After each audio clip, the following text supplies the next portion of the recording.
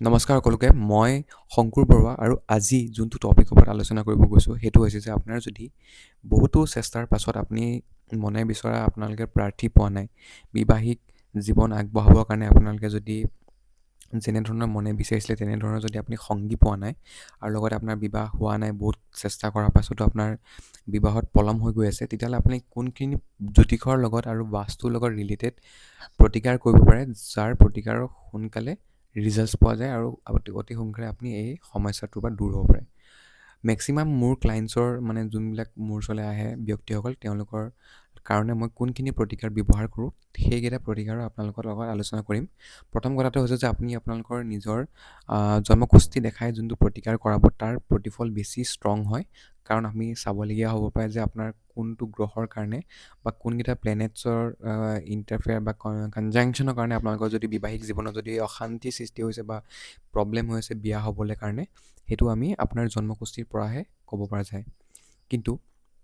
জন্মকুষ্ঠি নোচোৱাকৈ আপোনালোকে কোনখিনি এনেকুৱা প্ৰতিকাৰ ব্যৱহাৰ কৰিব পাৰে যোনখিনি প্ৰতিকাৰৰ ৰিজাল্টছ আপুনি পায় আপোনাৰ বিবাহিক জীৱনৰ সমস্যাটো বা আপোনাৰ বিয়া নোহোৱাৰ সমস্যাটো আপুনি অতি সোনকালে দূৰ কৰিব পাৰে প্ৰথম যোনটো প্ৰতিকাৰ হৈছে সেইটো হৈছে যে আপোনালোকে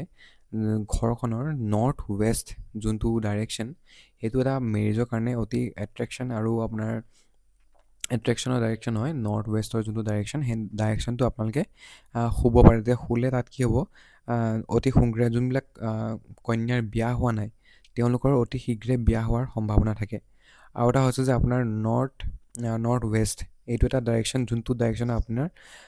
শুলে মানে ল'ৰা বা ছোৱালী শুলে তেওঁলোকৰ বিয়া অতি সোনকালে হোৱা দেখা যায় এইটো এটা আপোনালোকৰ যোনটো বাস্তুৰ লগত জড়িত প্ৰতিকাৰ তাৰ বিষয়ে মই কৈছোঁ তাৰপিছত যোনটো আছে আপোনাৰ জ্যোতিষৰ এটা প্ৰতিকাৰ সেইটো হৈছে যে আপোনালোকে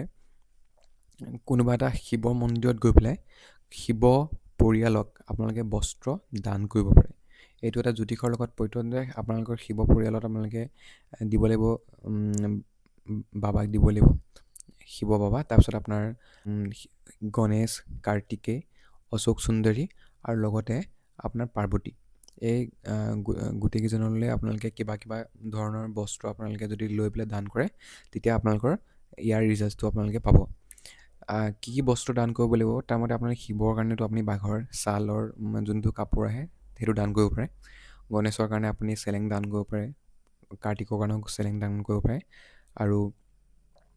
মাতৃৰ কাৰণে আপুনি কিবা চাদৰ কৰিব পাৰে আৰু লগতে অশোক সুন্দৰীৰ কাৰণেও আপুনি কিবা চাদৰ দান কৰিব পাৰে এইকেইটা হৈছে আপোনাৰ জ্যোতিষৰ এটা প্ৰতিকাৰ আৰু এটা যোনটো প্ৰতিকাৰৰ ওপৰত আলোচনা কৰিম সেইটো হৈছে যে এইটো প্ৰতিকাৰ বহুতো বেছি বহুত সোনকালে ৰিজাল্ট দিয়া দেখা যায় যে আপুনি যদি কোনোবা এজন ব্যক্তিৰ বিয়া হ'ব গৈ আছে সেই ব্যক্তিজনক যদি আপুনি কেনেবাকৈ যদি সহায় কৰিব পাৰে যদি আপুনি সহায় কৰে তেতিয়া আপোনাৰ কিন্তু বিয়াত আহি থকা সমস্যাখিনি দূৰ হোৱা দেখা যায় আপোনালোকে তেওঁক যদি পাৰে মিঠাই যদি দান কৰি সহায় কৰে আপুনি যদি সেইখন বিয়াত যদি আপুনি মিঠাই দান কৰে তেতিয়া আপোনাৰ কিন্তু অতি সোনকালে বিয়া হোৱাৰ সম্ভাৱনাটো বাঢ়ি যায় কোনোবা কাৰোবাৰ যদি বিয়া ঠিক হৈ আছে বা আপোনাৰ চিনাকিয়ে কাৰোবাৰ যদি বিয়া হ'বলৈ গৈ আছে তো সেই ব্যক্তিজনৰ বিবাহত আপুনি মিঠাই দান কৰিব তেতিয়া আপোনাৰ অতি সোনকালে বিয়া হোৱা দেখা যায় তাৰপিছত আপুনি যদি ঘৰখনৰ নৰ্থ ইষ্ট কোণত যদি শুই আছে ঘৰটো যদি চেণ্টাৰটোৰ পৰা যদি আপুনি চায় নৰ্থ ইষ্টত যদি আপুনি কেনেবাকৈ শয়ন কৰি আছে তেতিয়াহ'লে আপোনালোকে অতি সোনকালে সেই বিছনাখন তাৰ পৰা আঁতৰাই পেলাই চাউথলৈ বা ৱেষ্টলৈ বা নৰ্থ ৱেষ্টলৈ আপুনি লৈ যাব পাৰে তেতিয়া কিন্তু আপোনাৰ যোনটো বিবাহত পলম হোৱা দেখা যায় সেই পলমটো আঁতৰি যাব বিবাহৰ কাৰক গ্ৰহক বৃহস্পতিক ধৰা যায়